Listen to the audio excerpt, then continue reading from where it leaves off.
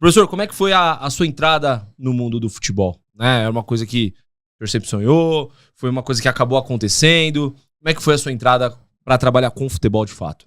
Eu sempre falo que, como todo brasileiro e todo aficionado pelo futebol, eu tenho muito, assim, o meu pai que jogou futebol, muitas vezes amador, e tentou também lá atrás, teve a oportunidade até de bater uma bola no time da cidade, lá do Neo Barbarense.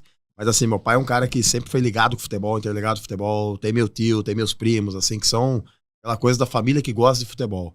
E isso, logicamente, que despertou em mim essa vontade de jogar futebol. E aí, né, na minha cidade tem o time da Neo Barbarense, fui atleta da categoria de base da Neo Barbarense. Por favor, não dê risada, tá, pessoal? Eu era goleiro, tá? Com esse tamanho todo. Goleiro. Eu tentei ali, mas eu tinha certeza que eu não ia ser um grande goleiro. E isso pra mim ficou muito claro. E partindo disso aí, fui pra faculdade de Educação Física, e aí comecei a estudar e continuei jogando até ali o final de base, pra que eu tivesse uma forma de entrar no futebol, que o meu sonho sempre foi trabalhar com futebol. E a partir dali, através de um amigo meu que jogou na Barbarense, ele me contactou com o Vander Batistella, que tem escola de goleiro, até hoje é americana, interior de São Paulo, uma escola de goleiro muito famosa, foi treinador de goleiro muito bom, por sinal. E ele me abre a porta do Rio Branco da Americana, o Vander. Ele era treinador de goleiro do profissional, para que eu fosse trabalhar na Sub-15 como treinador de goleiro. Fábio, larga isso aí que você não vai virar nada. Tu já tá terminando a faculdade, vem aqui trabalhar comigo, vem fazer um estágio aqui comigo, mais um estágio, mais um daqueles tanto. Então ali eu começo na Sub-15 do Rio Branco da Americana, por 2000, 2001, a trabalhar como preparador de goleiro. E aí eu começo esse processo de construção de carreira. Então a gente sempre teve um início.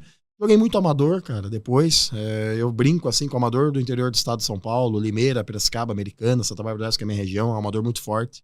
Muitos jogadores profissionais abrem mão de jogar a carreira profissional para viverem do amador. Eu, nesse período 2005, depois a 2010, né? Com todo respeito, né? Eu trabalhei no Guarani de Campinas, eu peguei um período muito ruim no Guarani, entre preparador físico e treinador, independente da parte financeira.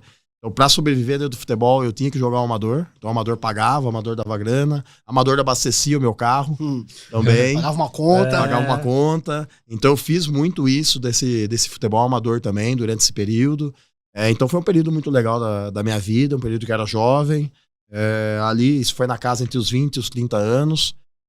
E a partir daí, depois, a gente conseguiu... Eu fui preparador físico também. Então, eu fiz preparação de goleiro, preparador físico, Ituano e Guarani de Campinas. Aí eu migrei para a área de treinador, meu primeiro clube foi o Guarani em 2008, nas categorias de base, para depois daí seguir carreira e tô até hoje aí trabalhando como treinador. Então passei por vários lugares, vários clubes também. Qual que é a importância que o professor vê que nem o senhor trouxe? O senhor passou por todas as áreas ali, preparação física. O que isso gera de mais preparação para um treinador de fato, que ele conhecer todos os âmbitos do clube ali? É importante essa questão de ter conhecimento de várias áreas. É lógico que hoje, na função do treinador, eu não quero ser especialista em preparação física, eu não quero ser especialista em preparação de goleiro. Eu tenho que ser especialista na minha área, que é técnica.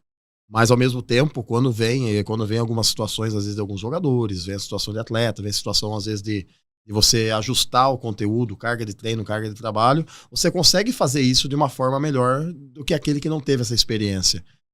E isso nos ajuda, sim, ajuda bastante. Futebol hoje de alto nível, a gente precisa ter atento aos detalhes.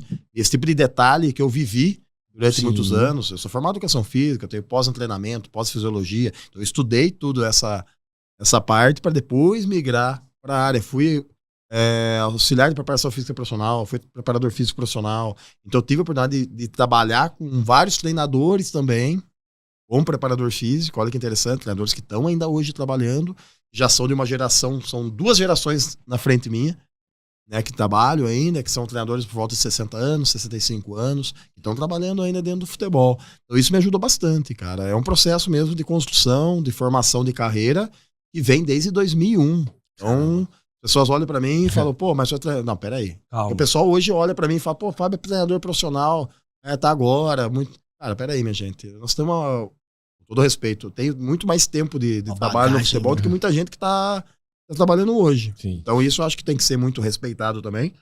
E tudo isso foi uma construção de carreira que eu fiz pensando em me desenvolver, para poder depois ser um treinador com nível alto, e a gente continua se desenvolvendo, a gente não para em relação a isso. E nessa época, qual que era o treinador referência que você tinha, assim, que você fala, pô, Meu primeiro esquema tático vai ser baseado nesse cara aqui. Cara, eu adoro o Muricy, cara. Muricy, né? Adoro o Muricy. Acho que é um cara vencedor, é um cara que tem, assim, uma energia, tem uma leitura de jogo muito boa.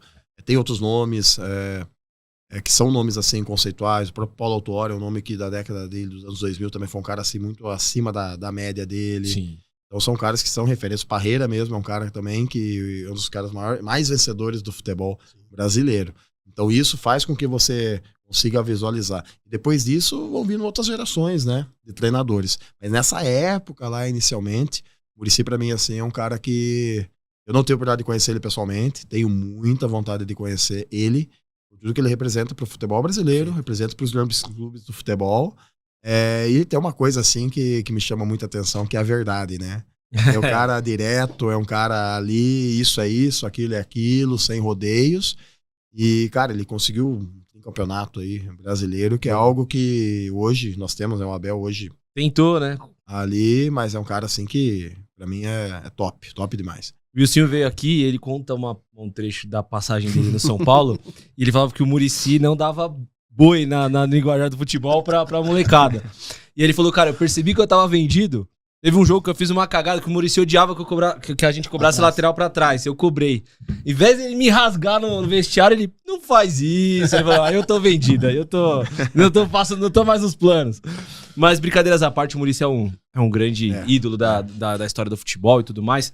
E aí você falou de técnicos que você trabalhou que estão na ativa. Quais foram esses técnicos e quais que você realmente aprendeu bastante? Tem um treinador, eu me agradava muito, eu vi o trabalho dele, isso foi na época do Ituano, ele tá nativo ainda, ele trabalha muito mais no Nordeste. É o Leandro Campos. Sim.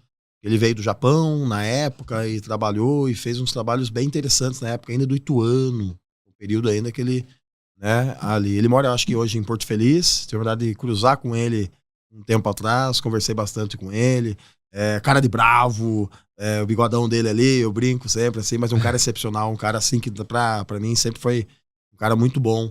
E muitas vezes, às vezes, a gente não consegue ter a carreira que a gente imagina ter.